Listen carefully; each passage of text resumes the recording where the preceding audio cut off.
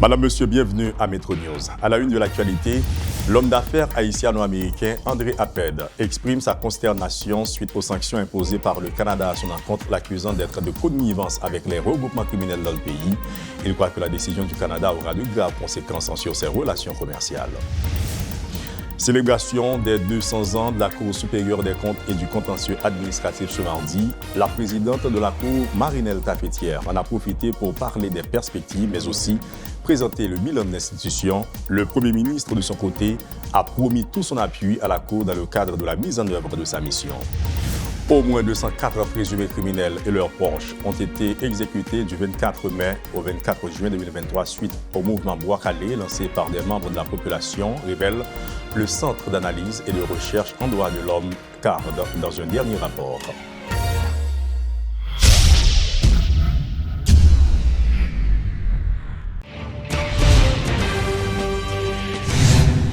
Le Grand Conseil de la Cour supérieure des comptes et du contentieux administratif a célébré ce mardi les 200 ans de l'institution de contrôle des finances de l'État le mardi 27 juin 2023. À l'occasion, la présidente de la Cour, Mme Marinelle Tafetière, a réitéré son engagement à œuvrer au service de la communauté au sein de l'institution de contrôle financier de l'État. De son côté, le docteur Ariel Henry, le Premier ministre, a promis tout son support, pour le support de son gouvernement notamment, afin d'aider la Cour des comptes dans sa mission de contrôle des finances publiques et de consultation auprès des organismes de l'État. Tour à tour, Mme Marinelle Tafetière, présidente de la Cour, et le Premier ministre, le docteur Ariel Henry. Le 27 juin 1823, la Chambre des comptes est officiellement créée. 3 ans plus tard, soit en 1826. Elle devient une véritable institution supérieure de contrôle. En 1957, la Chambre des comptes devient la Cour supérieure des comptes. En 1983, elle est la Cour supérieure des comptes et du contentieux administratif. Et depuis la consécration constitutionnelle de 1987, son indépendance est renforcée. Le contrôle des comptes a fait du chemin et pavé la voie au droit à l'information sur l'utilisation des deniers publics. L'institutionnalisation de ce contrôle, réalisée sans fanfare, a atteint son point d'orgue. Désormais, ils sont nombreux les citoyennes et citoyens qui démontrent un intérêt manifeste pour le budget de l'État, le jugement des comptes publics, le montant des impôts et taxes collectés. Aujourd'hui, dans le contexte de la reconstruction d'un pays en déroute, l'opinion publique et les groupes de support à la bonne gouvernance exigent un changement de paradigme, c'est-à-dire qu'à défaut de dépenser plus, il faudrait dépenser mieux, d'où la rationalisation des choix budgétaires, le début d'une culture de résultats, amenant la Cour supérieure des comptes et du contentieux administratif à juger, entre autres, la performance des institutions. Cependant, toute cette volonté de briser le plafond noir de l'injustice étatique qui éreinte le pays altère et aliène la citoyenneté revendicative, s'achoppe à des contraintes structurelles, organisationnelles, administratives, juridiques et éthiques. Bref, les limites du système judiciaire ont entraîné des conséquences néfastes sur la gestion des organisations publiques et l'exercice du contrôle financier de l'État. Pour tout dire, une réforme globale du secteur de la justice s'avère plus que nécessaire pour garantir la reddition de comptes des grands commis de l'État et la bonne gouvernance et pour maintenir les institutions et le corps social dans un état complet de santé physique et mentale. L'argent public, c'est l'argent de la collectivité. C'est l'argent durement gagné par le travail, l'effort, la peine de chacun. Cet argent est le sacrifice qui est imposé à chaque contribuable pour que la République puisse vivre. L'argent public, celui du peuple, celui de la nation, est sacré parce que les besoins sont toujours plus grands que les ressources. Il y a trop de détresse, de souffrance à soulager.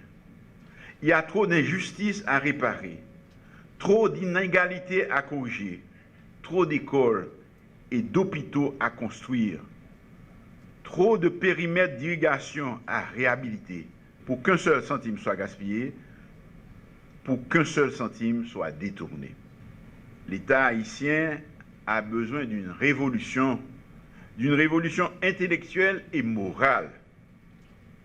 La révolution intellectuelle, pour moi, Premier ministre, c'est celle qui oblige à la transparence et à la sincérité des comptes.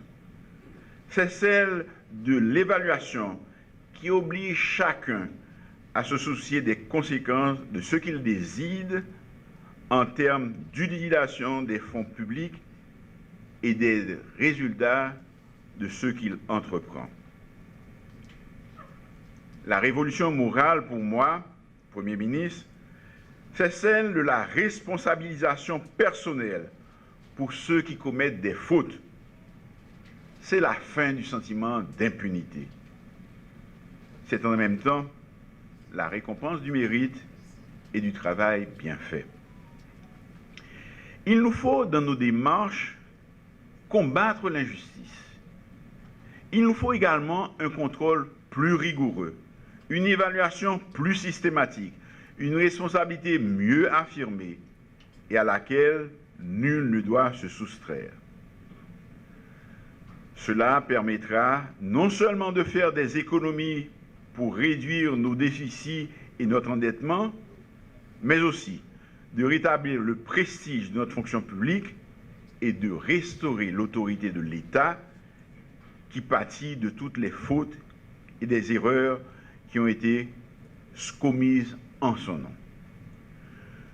Je souhaite que chaque ministre de mon gouvernement, chaque directeur général d'organismes autonomes, chaque dirigeant d'établissement public, chaque ordonnateur se sente concerné, impliqué, responsable.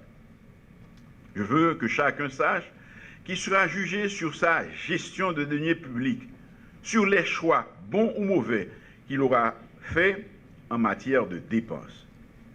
Je suis convaincu que nous ne résoudrons rien si nous n'assainissons pas nos finances publiques, si nous ne réduisons pas durablement nos gaspillages et si nous n'appliquons pas une politique d'austérité. Dans une déclaration publique en date du 26 juin 2023, l'homme d'affaires haïtiano-américain André Apped exprime sa consternation face aux sanctions imposées par le Canada à son encontre, l'accusant notamment d'être de connivence avec des regroupements criminels dans le pays. Soulignant les conséquences néfastes de cette décision sur ses efforts visant à soutenir le développement social et la création d'emplois dans l'une des régions les plus négligées d'Haïti, M. Apped demande à la ministre canadienne des Affaires étrangères de vérifier ou de revérifier ses sources. André Apped confirme ou affirme qu'il ne comprend pas pourquoi il a été inclus dans la liste, notamment des personnes sanctionnées accusées de violation des droits de l'homme en Haïti, y compris des violations sexuelles. Je rejette formellement toutes les accusations et les soupçons selon lesquels je contribuerai à l'insécurité ou à la corruption dans le pays, a déclaré André Apped, demandant à la ministre canadienne des Affaires étrangères, Mélanie Joly, de revenir sur cette décision. L'homme d'affaires affirme que la décision du Canada aura de graves conséquences sur ses relations commerciales, mettant en avant notamment son projet agricole ambitieux dans la région du Plateau central en collaboration avec notamment des partenaires étrangers. Je suis un citoyen haïtiano-américain dévoué, fermement engagé en faveur de la résolution pacifique à la crise haïtienne que traverse le pays, notamment. Les acteurs politiques et la société civile sont bien conscients de la situation et de mon appui, a-t-il déclaré. Dans son communiqué de presse, André Apped déclare que, à l'exception de l'ambassadeur actuel du Canada en Haïti, Sébastien Carrière, qu'il n'a pas rencontré, presque tous les ambassadeurs canadiens depuis 2004 ont été témoins de ses efforts et de ses contributions visant à persuader les gangs de rendre leurs armes.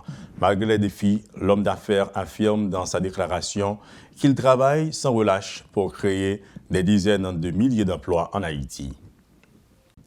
Au moins 204 présumés criminels et leurs proches ont été exécutés par des membres de la population du 24 mai au 24 juin 2023 au cours du mouvement Bois Calais lancé par des membres de la population, révèle le Centre d'analyse et de recherche en droits de l'homme CARD. La liste des présumés criminels tués au cours du mouvement Bois Calais s'allonge.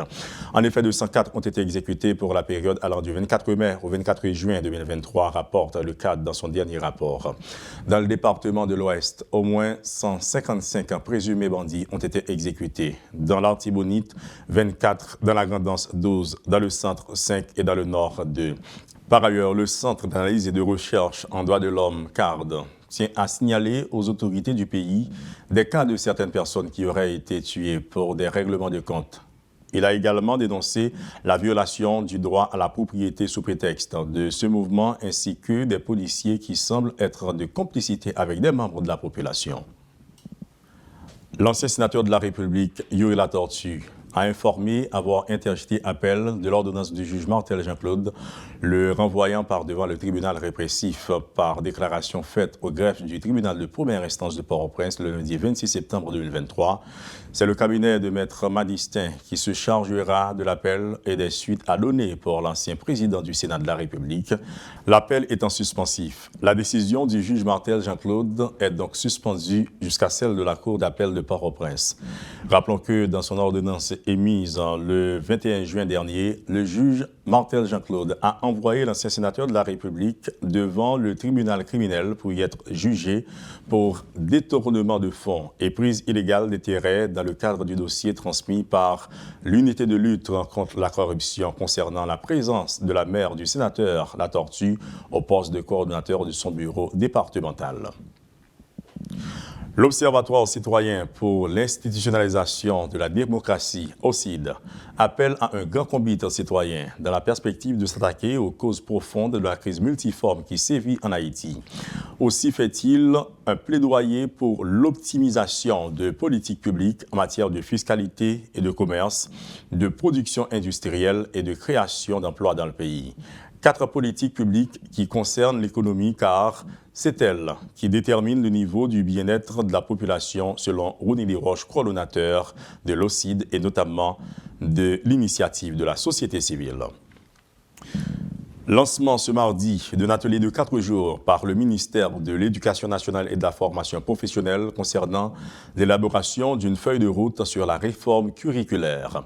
Il s'agit d'une initiative visant la réforme du système éducatif haïtien et qui répond notamment à une exigence conjoncturelle d'agir vite pour éradiquer les grands défis auxquels sont confrontés les humains à l'échelle mondiale, régionale et nationale, soutiennent les cadres du ministère de l'Éducation nationale et de la formation professionnelle. La réalisation de cette réforme permettra la transformation de la gouvernance du système éducatif à tous les niveaux, soulignant les organisateurs qui parlent de la situation socio-éducative actuelle. Un déboulement de terrain qui s'est produit à la commune de Kinskoff bloque cette route qui donne désormais accès au sud-est du pays. Des véhicules sont restés coincés et des accidents sont recensés suite à cette situation, constatent des reporters de Radio Métropole. La route est impraticable. Des riverains de la zone tentent de faire de leur mieux afin de dégager le passage, mais leurs moyens sont limités. Les dernières intempéries qui ont frappé le pays ont causé des dégâts importants dans la commune de Kinskoff, notamment la zone de Timiska.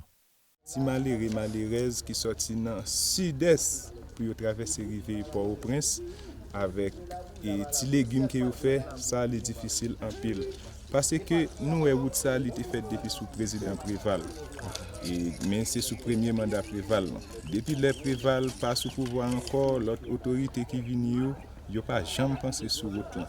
Les matins les vin président, une fois il était passé sur route là, nous mêmes jeunes, il était fait parler avec nous, il était mettait nous espoir que route ça, il était gagne une continuité qui t'a fait là-dedans. Mais mandat fini, bon l'autre président vient encore, rien pas fait. Un éboulement de terrain a bloqué pendant plus de 2 semaines la route principale qui conduit à d'autres départements du pays. Ça te frappe mon pile, les qui vraiment moins ouais dégâts ça et puis population pas de accès avec circulation. On t'a dit côté chaillot paysans Il n'y a pas de gens côté vraiment pour passer pour aller en Tichaï. Des citoyens de la zone ne cachent pas leur frustration par rapport à cette situation qui laisse à désirer, selon le Kazakh Adrien Alté. Mardi, 8 jours depuis nous avons avancé comme ça à grand pas à travail là parce que le matériel là te font pas quelques temps camper et chaque temps qu'on a ban nous petit panne technique mais grâce avec et si pour nous joindre dans mais quelques petites communautés qui c'est des techniciens pour aider nous faire matériel là stade et puis tous les chaînes n'est tombées pour aider nous exemple Tony nous avons l'autre amis nous encore qui fait caoutchouc sous zone là qui c'est bon dans les dia qui permettent de nous faire matériel là et marcher pour nous être capables de vivre là dans les jours. La voie principale est totalement impraticable. Des masses de boue, de grosses pierres qui sont placées au travers de la route empêchent même aux piétons de circuler. Dieu soit loué, pas de monde mourir, mais gan pile bête perdu parce que les éboulements parti sous tête monde là, ou après sous fond en bas, gan pile caille qu'il a passé tout pour bon côté yo, mais qui en pile bête tout paysan parce que mon seul paysan me connaît qui a 3 bœufs qui allaient et qu'il pas jamais joindre ni du tout, mais plus que au moins dizaine bœufs perdus. Des autorités locales de la zone font de leur mieux pour survivre, mais leurs moyens sont limités. Les on coller à barrer au monde, les on fier pour 16 et avec nous les pas faire petit monde, les on fier atroce prend au monde, nous pas besoin d'eau qui péripétie nous passer pour nous capable traverser avec son moto, son brancard pour nous arriver sur terrasse là. Nous-mêmes étant que petite section Nouvelle Touraine, moi-même étant que Kazakh section 1, pour me dire nous faire partie l'état tout, faut que nous virer garder nous, garder paysans, moi porter support avec nous pour ça nous besoin parce que la communauté a besoin de support instance qui concerne surtout ministre PAMNA même ministre intérieur, ministre planification, ministre environnement, ministre santé et travaux publics nous-mêmes tous nous fait partie des communautés nous t'a remis pour l'État t'a permettre de arriver sur nous tout pour porter une solution avec nous pour paysans. C'est un danger imminent qui plane sur cette zone, non seulement pour les habitants qui y habitent, mais également pour les citoyens qui la fréquentent en voulant éviter la route de Martissan. Des alertes ont été lancées à l'endroit des autorités étatiques en vue de satisfaire les besoins des citoyens de cette commune. Et rien ne dit que lors des prochaines pluies diluviennes qui s'abattront sur le pays, rien ne va pas arriver une nouvelle fois car les risques d'éboulement de terrain demeurent un sujet de grande préoccupation. Depuis la commune de Kinskov, Paul Léel et Rodolphe Pierre-Louis pour Télémétropole. Et tout de suite, le rappel des titres avant de refermer cette édition d'information. L'homme d'affaires haïtiano-américain André Aped a exprimé sa consternation face aux sanctions imposées par le Canada à son encontre, l'accusant d'être de connivence avec les regroupements criminels dans le pays. Il croit que la décision du Canada aura de graves conséquences sur ses relations commerciales. Célébration du bicentenaire de la Cour supérieure des comptes et du contentieux administratif ce mardi. La présidente de la Cour, Marie-Nel Tafetière, en a profité pour parler du bilan, mais aussi des perspectives de l'institution. De son côté, le docteur Ariel Henry, Premier ministre du pays, a promis tout son support à la Cour dans le cadre de la mise en œuvre de sa mission. Et puis, au moins 204 présumés criminels et leurs proches ont été exécutés du 24 mai au 24 juin 2023 suite au mouvement Bois-Calais lancé par des membres de la population, révèle le Centre d'analyse et de recherche en droits humains CARD dans son dernier rapport. Et voilà qui met fin à l'édition de Métro News d'aujourd'hui. Restez sur Métropole pour la suite de la programmation. Au revoir.